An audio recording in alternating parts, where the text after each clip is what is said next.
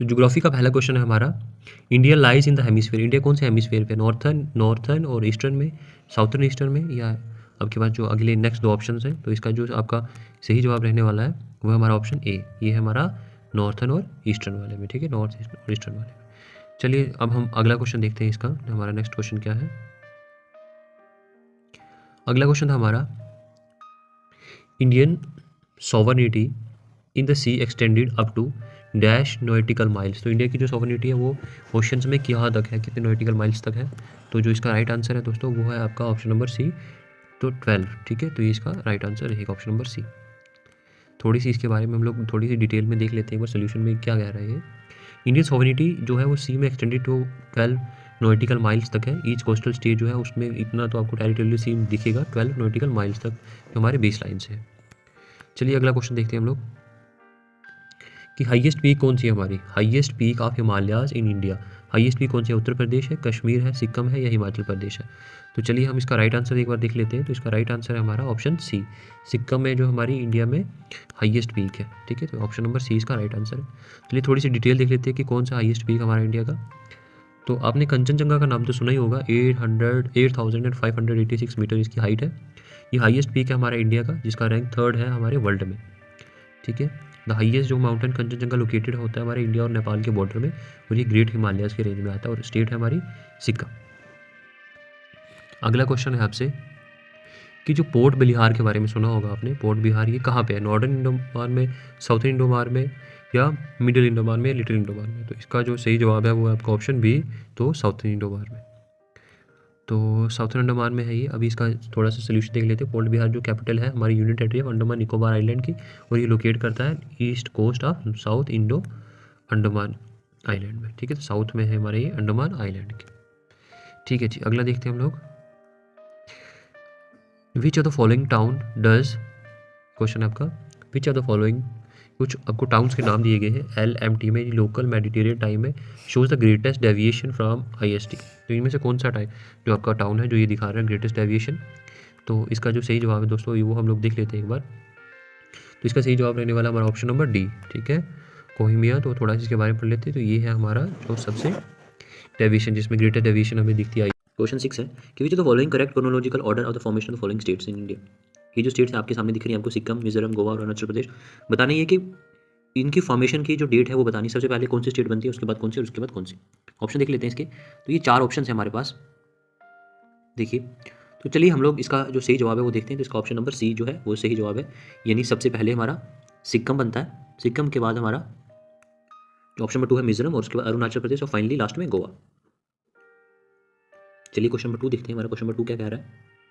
तो question number 2 हमसे पूछ रहा है कि in which of the following island of India is an active volcano. तो कौन सी जो यहाँ पे जो दिया गया है इनमें से कौन सा आइलैंड है जहाँ पे एक्टिव वैल्केनो है। तो कुछ ऑप्शन है आपके सामने, तो चलिए हम इसका राइट आंसर देखेंगे। तो इसका ऑप्शन नंबर सी जो है वो राइट है, बैरन आइलैंड में हमें एक्टिव वैल्केनो मिलता है। चलिए हम आगे वाला नेक्स्ट क्वेश्चन देखते हैं, हमारा क्वेश्चन नंबर जो नेक्स्ट वाला है। तो the Khasi and the Jaintia hills are located in, ये कहाँ पे है, कौन सी जगह पे लोकेटेड है ये। तो जो इसका सही जवाब है ऑप्शन नंबर बी, मेघालय में ये हिल्स लोकेटेड है। तो हमारा नेक्स्ट क्वेश्चन है विच वन ऑफ द फॉलोइंग, जो हिमालयन पासेस है उन इनमें से कौन सा पास है जिसको बाद में मिडिल ऑफ द ईयर 2006 में फैसिलिटेट किया गया था, जो ट्रेड है वो इंडिया और चाइना के बीच में, ताकि हो पाए। कुछ ऑप्शन आपके सामने हैं स्क्रीन पे। तो जो इसका सही जवाब है वो है हमारा, हम देखते हैं ऑप्शन नंबर सी जो है वो नथुला पास जो है वो, ठीक है, उसे रीओपन किया गया था साल 2006 में, ताकि इंडिया और चाइना का ट्रेड ईजिली से हो पाए। अगला नेक्स्ट क्वेश्चन है हमारे पास कि what is the correct order of occurrence of the following places at one moves from the east to west. तो ईस्ट से वेस्ट हम जाते हैं तो कौन सी प्लेसेस आती हैं। तो ऑप्शन आपके सामने हैं, देखिए।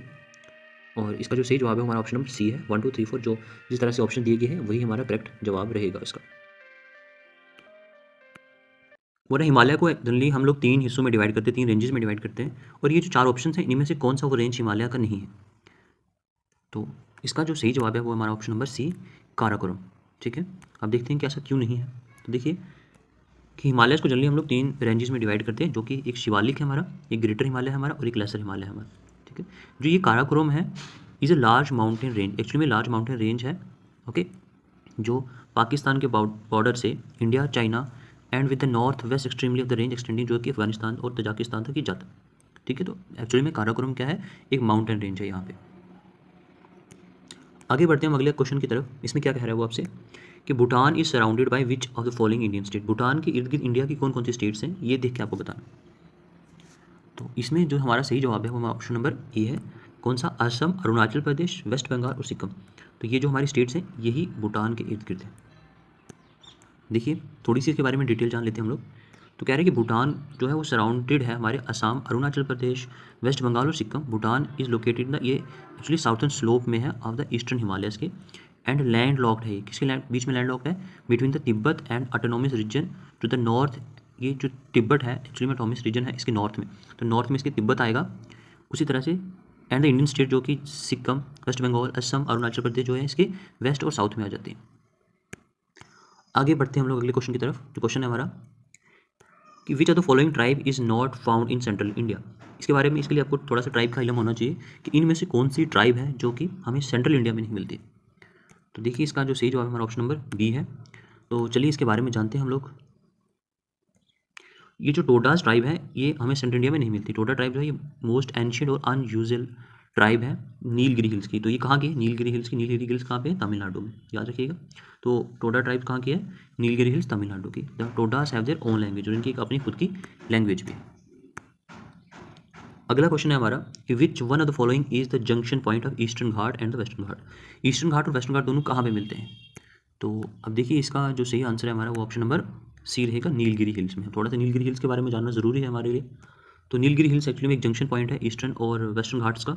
Eastern Ghats are discontinuous range जो है माउंटेन्स की along the Indian eastern coast में। तो ईस्टर्न घाट्स कहाँ पे? इंडिया के ईस्ट वाली तरफ में हमारे। तो इंडिया है और इसके ईस्ट वाली तरफ में यहाँ पे ईस्टर्न घाट्स हैं और वेस्ट वाली तरफ वेस्टर्न घाट्स हैं। तो वेस्टर्न घाट्स का दूसरा नाम हमें शायदरी के नाम से भी इनको जानते हैं। Is the mountain range that runs parallel to the, जो कि वेस्टर्न घाट के साथ से पैरेलल, ही वेस्टर्न कोस्ट के पैरेलल चलता है। ठीक है। अब ईस्टर्न घाट और वेस्टर्न घाट जिस पॉइंट पे आकर के मिलते हैं उस पॉइंट को बोला जाता है नीलगिरी हिल्स, और ये हमारे यहाँ पे तमिलनाडु में पड़ता है। चलिए आज का अगला सवाल हमारा है कि Assam share a border with Bhutan, Bangladesh. कुछ असर्शंस हैं। West Bengal share a border with Bhutan and Nepal. Mizoram share a border with Bangladesh and Myanmar. इनमें से कौन सी स्टेटमेंट करेक्ट है? ठीक है, तो एक बार इन्हें ध्यान से पढ़िए और फिर जवाब देने की कोशिश कीजिए। और इसका सही जवाब है 1, 2 एंड 3। ये जो सारी इक्वेशंस, जो ये सारी चीज़ें आपको बताई गई स्टेटमेंट्स, ये सारी सही है।